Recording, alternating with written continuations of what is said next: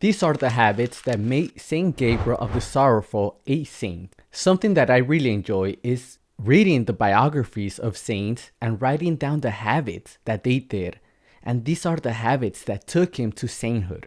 And I'm about to show them to you. In case you don't know who I am Sergio Ramirez. I used to be in the seminary. I love my Catholic church. I go to daily mass. I love my precious mother, Mary, my Lord as well, obviously. Him before anybody else. And last week I spent a whole day reading about Saint Gabriel of the Sorrowful, such an incredible saint.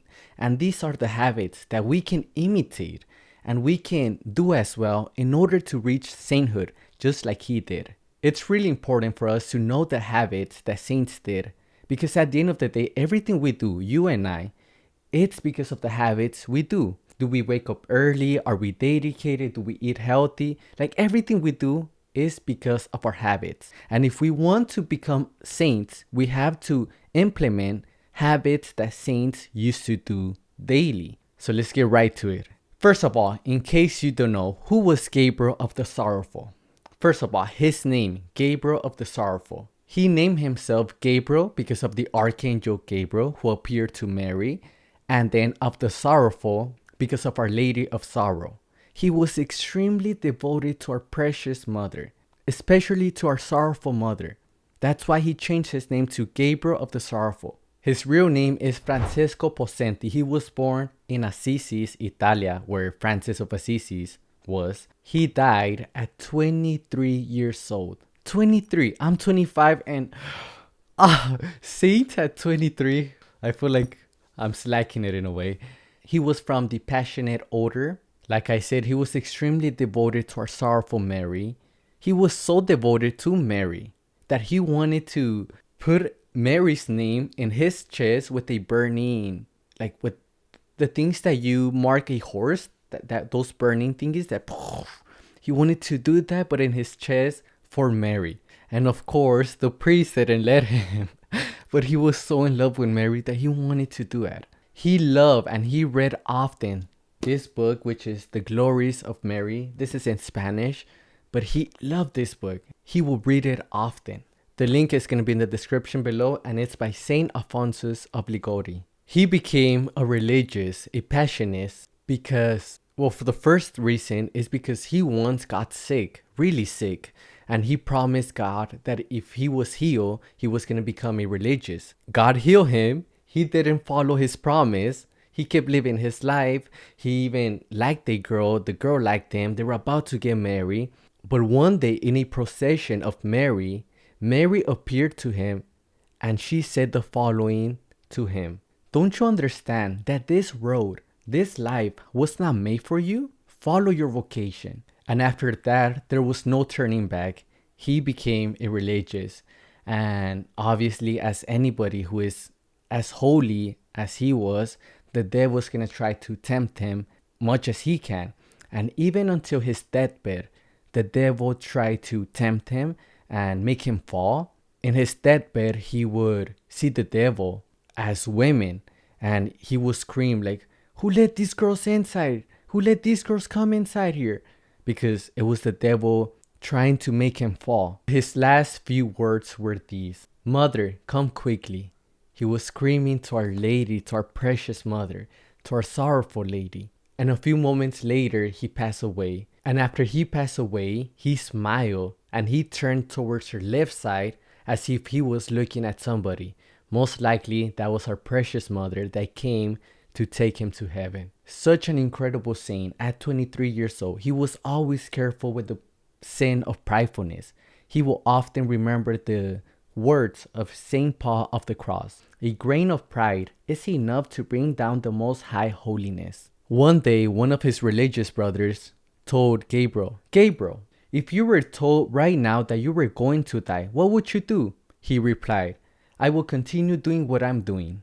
And if you were told when you were in the dining room or when you were in the resting bed, what would you do then? They said, I will continue eating or sleeping. Our perfection does not consist in doing great and extraordinary things, but in doing ordinary things well. Gabriel said, wow, incredible. Our perfection does not consist in doing great and extraordinary things, but in doing ordinary things well. Incredible. Wow. In case you don't know, we have just made this Catholic Bible in a Year tracker. If you read the Bible in a year, this tracker is perfect for you in order to keep track of all the notes of everything. It has all the 365 days. You can see the things that you're reading. You can go back. It's just perfect. So check it out. Link in the description below. And thank you. But now let's jump into the habits. The things we can imitate in order for us to also reach holiness. I'm going to start with the habit his dad did every single morning, which I find incredible. And maybe we can also follow this habit. His father will wake up early morning, and the first hour of him waking up, he will offer it all to God in prayer, meditating, just offering to God. And nobody could interrupt him during that hour. And that's something we too could imitate. The first hour, or maybe the first 30 minutes, 10 minutes, 5 minutes, we can offer to God in prayer, in meditation, and whatever. Okay, now jumping into San Gabriel of Our Lady of Sorrow habit. First of all, he will use a chalice for penance. I'm not sure if I said it right, but a chalice. You can see the image here. Incredible. This is not the first saint that does this.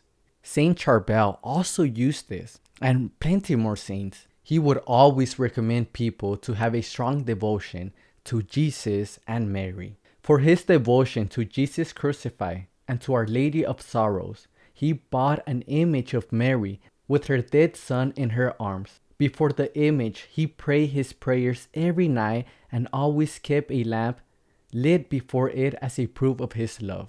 This is something we can follow. Maybe we're not gonna find a statue of Mary with her dead son in her arms, but we could get an image of Our Lady of Sorrow, of our Lord crucified, always meditating on the pains that they had to endure for us, not for anybody else, but for you. Jesus died for you. Mary had to go through all those pains, all those sorrows because of you. So let us always try to meditate on the Passion of Christ. I have this image, I have this statue of our Lord, really bloody, with all his wounds and everything. And I always meditate on his passion because it helps me to remind myself of my sinfulness. It helps me to commit less sins because I know that even a venial sin is crucifying my Lord once again. Saint Augustine, he used to say a powerful quote: "A single tear shed at the remembrance of the Passion of Jesus is worth more than a pilgrimage to Jerusalem or a year of fasting on bread and water." So just like Saint Gabriel, Saint Augustine, and all these saints, let us meditate on the Passion of Christ and also on the sorrows that Our Lady had to endure for us. This is one we can definitely imitate, and is that when Saint Gabriel, every time he walked and he noticed a poor person and he had no money to give him, he would offer a Hail Mary for him. He will pray a Hail Mary for him. And that's something we can do. If we have no money to give to that poor person, at least let us pray a Hail Mary for him. And he would also try to talk to the poor person and try to motivate them to be patient with the struggles that they have. He would also tell them how Jesus and Mary were poor as well. This is one that I definitely need to work on and I need to imitate. And I'm sure that some of you as well. He would never ever complain about the food. If it tasted weird, if it tasted salty, he never complained. He never complained about the quantity or the quality of it. He always offered everything to Jesus and Mary. And that's what we have to do. I myself, sometimes I complain. I'm like, you know what, this food, it's a bit... But no, that's not good.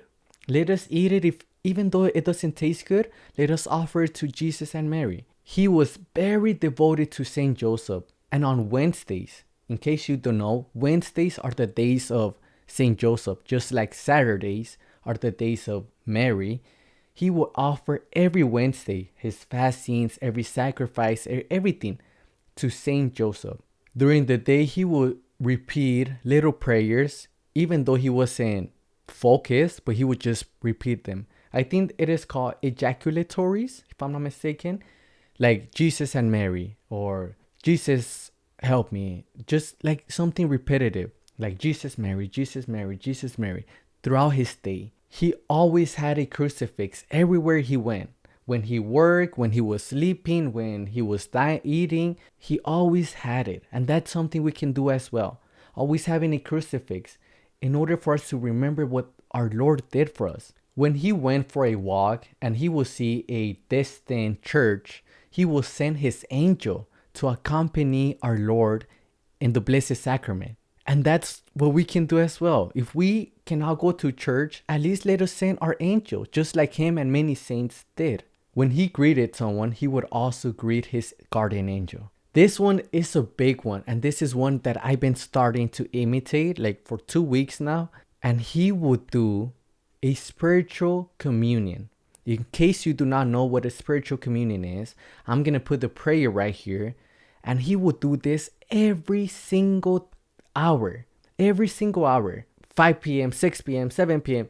Every single hour. He will get on his knees and he will do a spiritual communion. I have not been doing it every single hour, but I've been doing it every 3 hours. And maybe you don't have to do it every hour or every 3 hours, but maybe twice a day, maybe once a day. If you cannot go to daily mass, at least get a spiritual communion. This is extremely important. A lot of saints did this like multiple times a day, just like San Gabriel. So let us imitate this. And it takes less than 1 minute. Don't just say it, but actually believe that our Lord is coming to you. Okay? Like I said, prayers right here. Take a screenshot and just say it. He would also send his angel in places where Jesus was abandoned. For example, in a church where nobody will visit Jesus, he will send his angel to stay with Jesus, which is precious. When he visited a church, he will always go first with Jesus in the Eucharist, in the chapel, and then he will go to an image of Mary and just pray to her. He loved to decorate altars of Our Lady in her feast days or anytime, and that's something we can do as well. When entering and leaving his cell, he will pray a Hail Mary. Every time, for example, this is something you can do. Every time you leave your house and come back, you can pray a Hail Mary. He would often repeat this. My mother, help me. He would also repeat this. In te domina speravi non confundir in aeternum, which means, in you, Lady, I have hope and I will not be confused eternally. Sometimes when faced with difficulty, he will repeat, Mary, my mother, think of this. He never, for any reason, stopped praying the rosary. We too, let us never stop praying the rosary. Apart from saying the spiritual communion every hour, he would also pray a Hail Mary every hour. When passing through an image of Mary, he would greet her, doing this. And lastly, he said this to Our Lady, and this is a beautiful quote from him. I believe that God has established that nothing should be granted except through you, and that whoever asks without you is like trying to fly without wings. So let us always ask our precious mother to intercede for us. Mary is the greatest intercessor.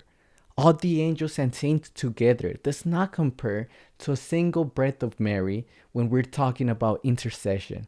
So let us always ask our precious mother to intercede for us, imitating Saint Gabriel of Our Lady of Sorrow. And there you have it, the habits that made Saint Gabriel a saint.